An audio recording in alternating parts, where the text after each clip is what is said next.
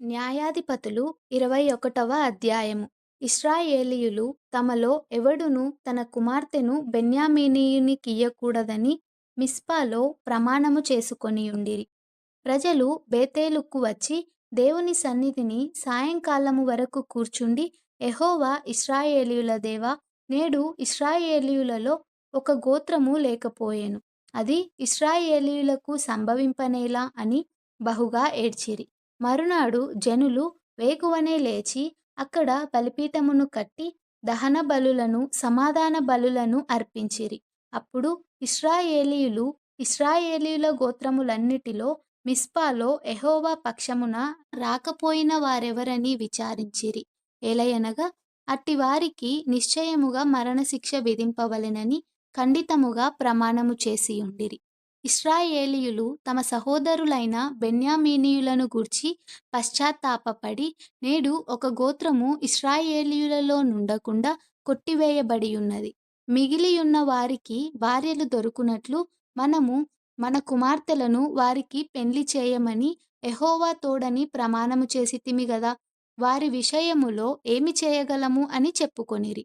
మరియు వారు ఇశ్రాయేలీయుల గోత్రములలో యెహోవా పక్షమున మిస్పాకు రానిది ఏదని విచారింపగా, సమాజమునకు చేరిన యాబేత్గిలాదు వారు సేనాలోనికి ఎవడునూ రాలేదని తేలెను.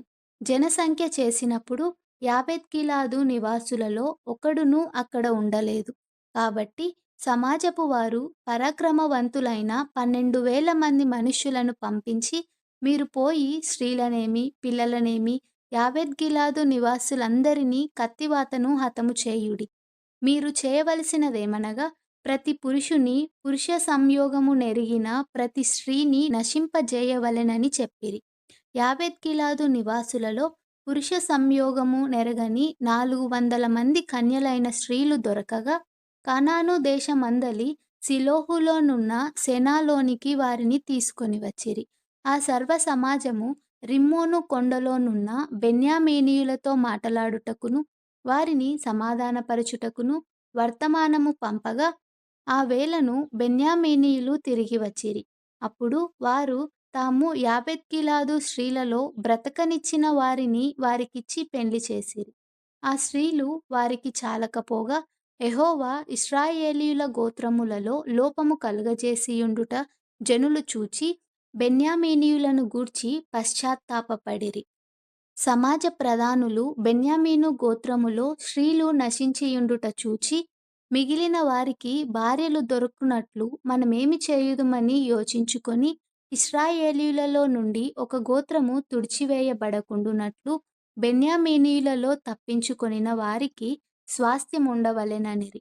ఇశ్రాయేలీయులలో ఎవడైనను తన కుమార్తెను బెన్యామీనీయునికి ఇచ్చిన ఎడల వాడు నిర్మూలము చేయబడునని ప్రమాణము చేసియున్నాము గనుక మనము మన కుమార్తెలను వారికి పెండ్లి చేయకూడదని చెప్పుకొనుచుండిరి.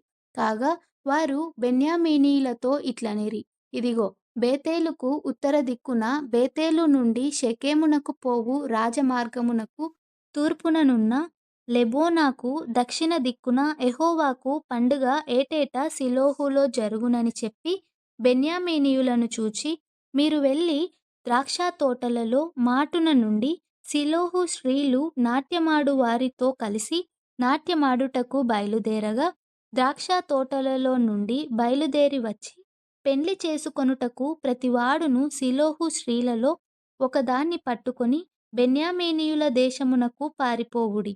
తరువాత వారి తల్లిదండ్రులైనను సహోదరులైనను వాదించుటకు మీ యొద్దకు వచ్చిన ఎడల, మేము ఆ యుద్ధమును బట్టి వారిలో ప్రతివానికిని పెండ్లికి స్త్రీ దొరకలేదు గనుక ఈ స్త్రీలను దయచేసి మాకియ్యుడి. ఈ సమయమున వారికిచ్చిన ఎడల మీరు అపరాధులగుదురు గనుక మాకిచ్చినట్లుగా ఇయ్యుడని వారితో చెప్పెదమనిరి. కాగా బెన్యామీనీయులు అట్లు చేసి తమ లెక్క చొప్పున నాట్యమాడిన వారిలో నుండి స్త్రీలను పట్టుకొని వారిని తీసుకొని పోయి తమ స్వాస్థ్యమునకు వెళ్ళి పట్టణములను కట్టి వాటిలో నివసించిరి.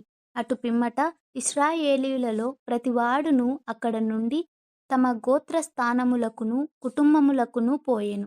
అందరును అక్కడ నుండి బయలుదేరి తమ స్వాస్థ్యములకు పోయిరి. ఆ దినములలో ఇశ్రాయేలీయులకు రాజు లేడు. ప్రతివాడును తన తన ఇష్టానుసారముగా ప్రవర్తించుచూ వచ్చెను.